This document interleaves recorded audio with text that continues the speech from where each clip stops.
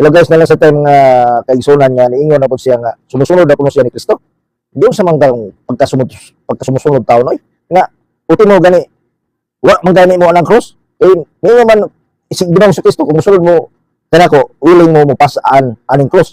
O bisa lagi kay kwenta sa cross, wala mo kay kwenta sa cross.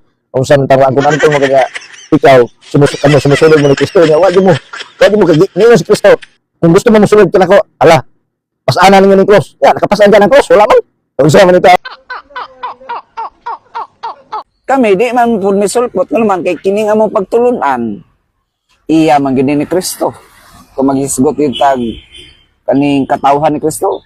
Kami man gyud ang sumusunod ni Kristo. Kigingon dia kung hain gali si Kristo, kung ang usay kang niya mao puy dakang siyang sumusunod sa iyang mga alagad. Oh, tagaan ta mo example.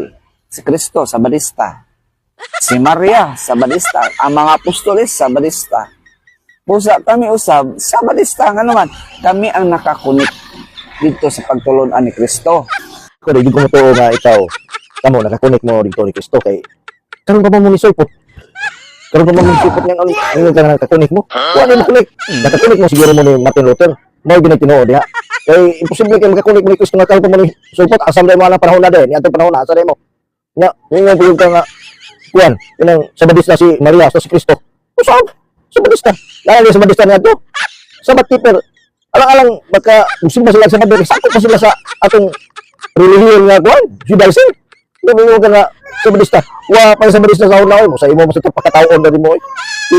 Ayo pagpatagag wa kay wa pa sa Bautista sa una nga ning buto. Karon mo lang ning buto kamo mo lang sa Bautista ha mo.